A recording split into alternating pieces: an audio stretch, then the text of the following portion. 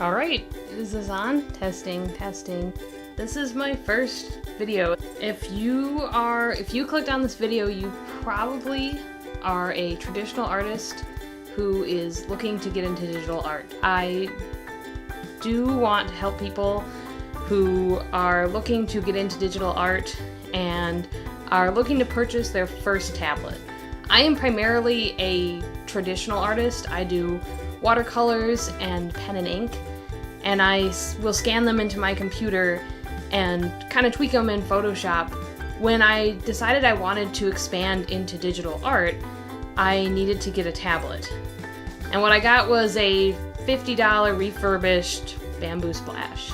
The Bamboo was my entry-level tablet, and it allowed me to see if I liked digital art enough to keep doing it and invest in a heftier piece of equipment. And I've since upgraded to a screen tablet.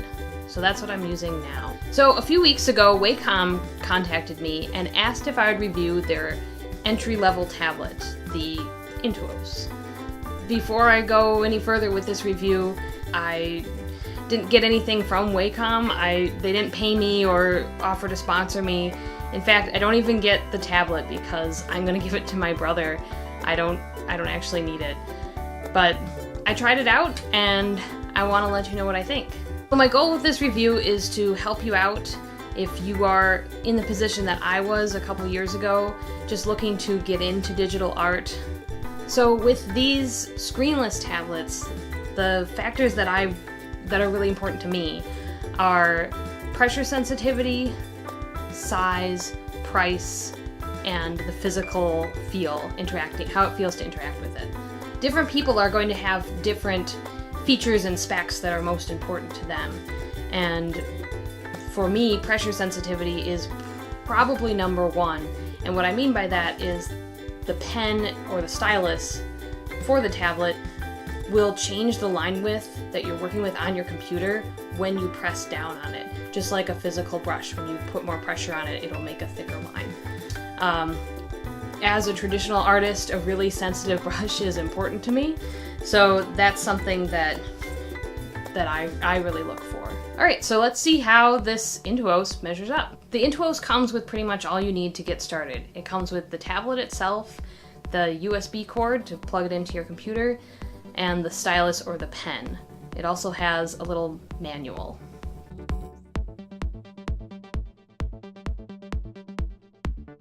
So Wacom sent me the medium-sized Intuos, and there is a small version as well. The medium has an active area of about 8.5 by 5 inches, and the small has an active area of about 6 by 4 inches. So I also said cost was a deciding factor for me, and currently on the Wacom shop, the small goes for about $70 without Bluetooth, but for $10 more you can have the Bluetooth feature, and the medium comes with the Bluetooth and it's $100 more. And because of that Bluetooth capability, you don't need this nice long USB cord that comes with it, but you will need to plug it in to charge it eventually. Though the Wacom website said you get 15 hours of continuous work time on Bluetooth, which is pretty nice. I haven't tested it myself, but other reviewers mentioned that the battery life is pretty nice. Both sizes have over 4,000 levels of pressure sensitivity, which, like I said, is like one of my top factors. And to compare, my Bamboo had just about 1,000 levels of pressure sensitivity. Installing the driver software is very straightforward. There's a web address right in the manual. You just go there and hit download. I'm struggling a little bit with this laptop because it's my brother's computer. You want to make sure that you remove any previous tablet drivers from your computer before you download a new one. And so I didn't use my computer because it was a little finicky the first time I put my current driver on there, and I couldn't afford to take it off. The express keys at the top of the tablet can be programmed to do different functions. For example, undo or a brush or a different tool. And what's really nice about this Intuos is that you can program these keys to do different things in different programs. So you could have 4 different functions in Photoshop and 4 different functions in Illustrator. And something I really like about these express keys is whenever you press them, it shows you what each one is programmed to do, which is great because I would definitely forget otherwise. So a lot of people are going to recommend the larger size tablet, which makes sense. And especially when you're coming from traditional art, you're used to drawing from your elbow, drawing from your shoulder, and having a larger space.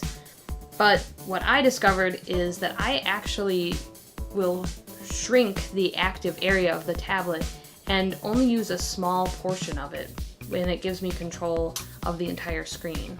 The stylus is also great. It has 2 programmable buttons. It doesn't need to be charged.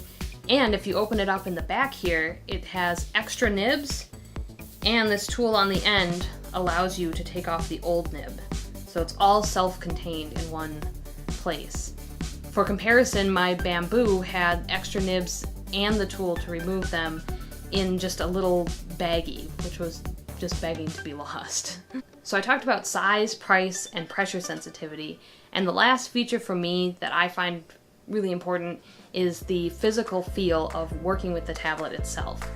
Now, the Bamboo Splash absolutely spoiled me. I love how the pen feels on the surface, and I was a little worried that the Intuos would be different, but they're pretty much the same. I think especially coming from traditional art, you're used to your tools interacting with your surface in a certain way.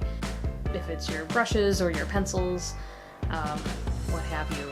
But I really like how these products feel. The way that the stylus interacts with the surface is really nice. It doesn't feel like you're drawing on glass. It doesn't feel like you're drawing on paper either. It allows you to move smoothly across the surface, but it also gives you a good sense of control without it gripping the pen so much that it feels like it's just wearing the nib down. Some other nice features about the physical tablet itself are these rubber feet that allow it to stay in place while you're working, and it also has this nice little ribbon to hold your pen in place. It's also really thin. You can see the Bamboo is very thin, but the Intuos is even thinner, and it even tapers down toward the bottom, which I think is great. To get it as close to paper as possible is really nice. It allows you to have good elbow support, and it also makes it portable. So would I have gotten this Intuos back when I was looking for an entry-level tablet? Well, yes and no. When I got my Bamboo Splash, it was not only an entry-level product, but it was a temporary piece of equipment too. I knew that I was only going to be trying it out for a limited amount of time before I decided if I wanted to upgrade to something nicer, if I enjoyed the experience of doing digital art.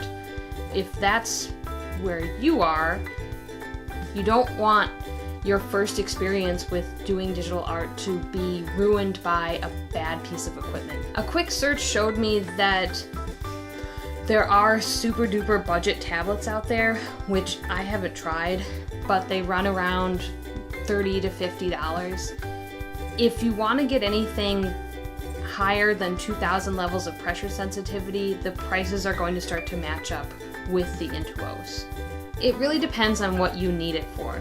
If you want something to get you through college, maybe even some commissions and professional work, I do think that the Intuos could pull that off. It's up to you if you want the small or the medium, if you really need the Bluetooth or not. That's for you to decide. The Intuos could definitely be your first tablet, and it could last you quite a while. My Bamboo still works just fine, and the drivers are still online, so these things last, which is really nice. Alright, well, I hope this video was helpful for you. If you have any questions, feel free to leave them down in the comments, or you can message me on Twitter @CarrieBowdenArt. I'll leave a link in the description and a link to Wacom's Intuos site. And my brain just stops there. It just stops. It allowed magic. Wizards. I don't have a YouTube channel. I don't video.